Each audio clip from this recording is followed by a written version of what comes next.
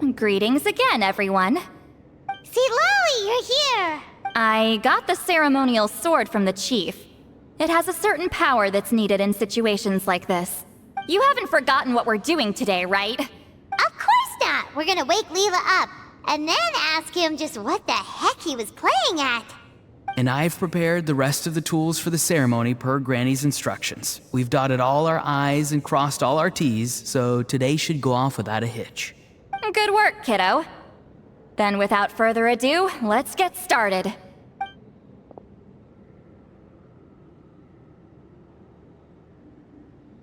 I give offerings from the mystic smoke, the gift of stars on a moonless night, a wreath of dreams in the swirling wind. Glory be to the ruler of death. Fade, fade, fade. Thrice uttered and thrice repeated. Whoa! Is this one of her magic spells? This whole place suddenly got cold. What's happening? Keep your voice down. We mustn't disturb her.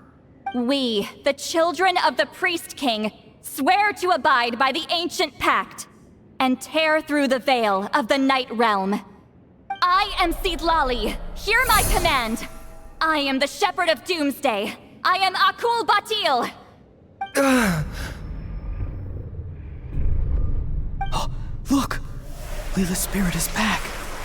It's coming towards his body. I shall pierce the cloak of night with flintstone and banish all souls that do not belong to the land of the dead. Leela, obey my command and return to the land where the sun shines. Return to your own path. Did it work? Huh? Where am I? And who are you?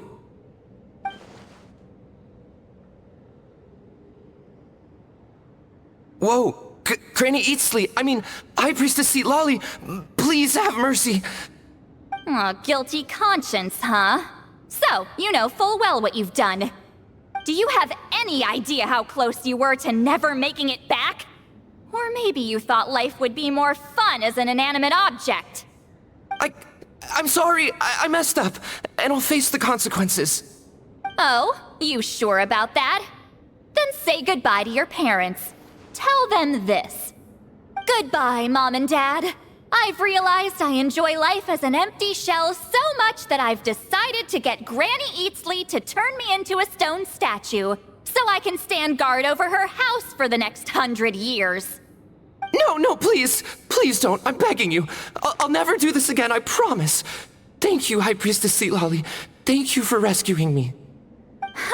Don't thank me. Thank my grandson. If he hadn't sensed something was amiss, I wouldn't have bothered getting involved. You're more than welcome, Leela. And don't mind Granny. She's all bark and no bite. We're just glad that you're okay. Besides, someone tricked you into doing this, didn't they? That Kokju guy. He's the real culprit here. No, Mr. Kokachu had nothing to do with it. It was all my doing. Huh? Well, he suggested the method of using a powerful spirit relic as a medium, but it was my decision to go through with it. I wasn't coerced or anything. I'm sorry. I'm the one to blame. The brainwashing is strong with this one. So did Kokuchu provide the relic? He did. He said it was a treasure related to the Mare Javari. Right, so that proves it. He was using you. He coaxed you into doing the clairvoyance for him. But I'm a spirit duffer who can't cast a single spell. What use would I be to him? Guys like me couldn't sense a spirit even if we spent the rest of our lives sitting and meditating. But Mr. Kokachu said that if I brute force the spell and immerse myself in a spiritually rich substance, I might be able to catch a glimpse of one. It seems like my only option. Still, brute forcing a spell when you're a spirit duffer is like forcing yourself to run a marathon without any legs. If it wasn't for Citlali, you'd have been lost forever. I know, I'm sorry. It's just... everyone in this tribe is so amazingly talented, and then there's me. I just didn't want to be the odd one out anymore. I totally understand how you feel, Leela. Some seeds effortlessly grow into beautiful cabbages, while others struggle with all their might and never even sprout. Who knows why this is the way things are? Maybe that's just life. Life is full of things we can't change. I know saying this doesn't change anything either, but I hope it makes you feel a little better. Let's pause this discussion for now. We need to get you to Matla's for a checkup.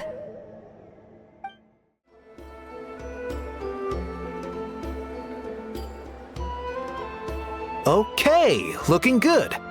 Seems like this guy got off lightly. Just make sure he eats when you get back. Phew, he must be starving. That's a relief. I've heard of cases where people's bodies started necrotizing after they spent too long meditating. What a horrifying thought! Anyway, Leela, even though we didn't know each other before all this, I'm still really glad that you're okay now. Well, maybe you don't know me, but I've heard all about you. The same goes for High Priestess Citlali, the Traveler, and Paimon. I've heard all the stories. Huh? Even us? This might sound corny, but you're exactly the kind of people I've always dreamed of becoming. But it's clear to me now. That was just wishful thinking. Honestly, why'd I have to be born a spirit duffer? Nah, it's alright, really. I'm used to being useless by now. Thank you all for saving me. Auroron, I think you're right. It's just a fact of life. I promise I won't take another risk like this in the future. I've brought you more than enough trouble already. Aw, Leela. It's okay. There's no need to comfort me. Hey, you little rascal. What are you talking about? Look at me. Huh? What's wrong, High Priestess Citlali? I said, look at me. Take a good hard look. Sense anything strange? Granny, what are you talking about?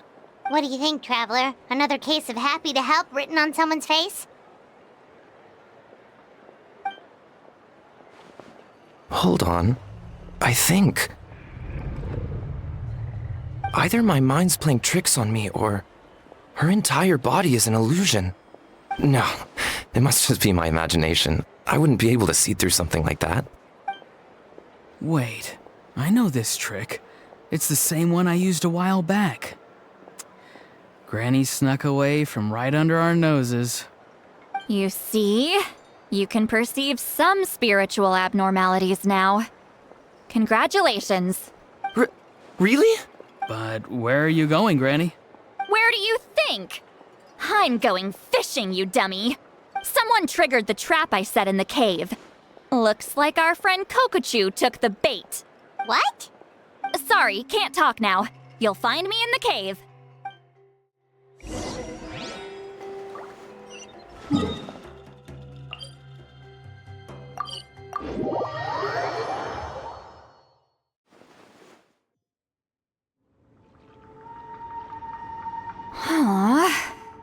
Don't believe it. He got away. Oh, this is terrible. Why'd I have to go and act so cocky about it? I'm gonna look like such a fool.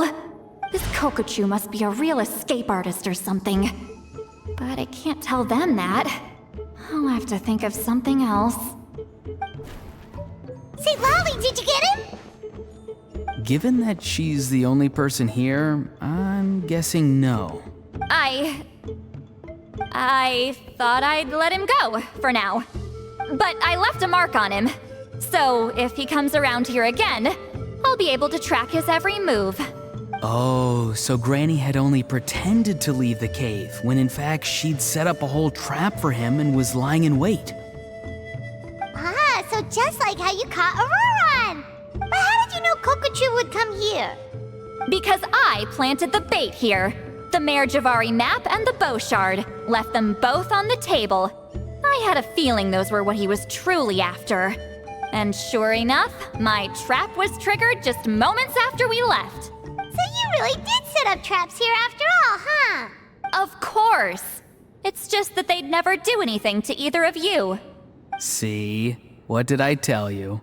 So, Mr. Kokochu, you used me after all. This whole time, all you wanted was to find the location of the Mare Javari. That's right. I've been wondering about the shard he left ever since I came across it. Why did he leave it there? The moment I confirmed the Mare Javari's location, that's when I realized it was bait. He was counting on Leela's spirit getting lost and the tribe coming to his rescue. Then, by helping Leela, we'd be helping him. Oh, so he was fishing too! It was all a ploy to lure in an actual clairvoyant who could look into the shard for him. Yep. And somebody fell for it, hook, line, and sinker. I'm sorry. I took the bait. But so did Granny. The nerve! I only got involved because of you, you little scamp! Either way, Kokchu played us like a fiddle. Huh. He managed to accomplish his goals without taking any of the risk himself. Pretty sneaky. You could say that again. Imagine if he tried to approach citlali directly. She'd have seen through it right away. Although, actually, citlali, why did you let him go? Because I couldn't risk using my full abilities here. He was a pretty slippery character, and if I'd kept him here by force, there could have been unintended consequences. Was it my fault for picking a bad place? I'm sorry. I went looking for somewhere with a wealth of spiritual energy when I first decided to help Leela, and ended up choosing this mad sage's hideout. Mad Sage? Yeah, he's napping right behind that wall. We'd have a whole new situation on our hands if we woke him up. That's why I decided against using my full abilities. I do have some good news, though. I snatched the shard and map back before he bolted, so I may have restrained myself, but I certainly didn't let him walk all over me. That's great! So he left empty-handed! Yes, sort of. The bad news is he did get a look at the map before he left. Not that the Mare Javari's last known location is a huge secret, but still. Yeah, that's kind of worrying. What if he's got some sort of diabolical plan? Don't worry. I'll keep tracking him. Also, Leela, if it's all the same to you, I'd like to give the shard and map to the Traveler as a gift. They might prove useful at some point in her journey. Absolutely. That's completely fine. The Traveler deserves it. None of us are interested in them. And if there's any chance of them leading you to the Mare Javari, I'm sure an adventurer like you wouldn't want to pass on that opportunity. Granny Eatsley has a sense for these things. So, Granny Eatsley? Do you think I'm still a spirit duffer? What kind of a dumb question is that? You saw through my illusion, didn't you? I mean, that's partly because I deliberately made it imperfect, but even then, a spirit duffer wouldn't be able to see through that. Auroron, give this guy some lessons when you've got the time. Leela, put in the work, and we'll see how far you get. Amazing. Life is so full of surprises. As long as you keep moving forward, you might just run into some fertilizer in the middle of the road. I'm so happy for you, Leela. Let's both give this our best shot, and who knows? We might both be beautiful cabbages one day.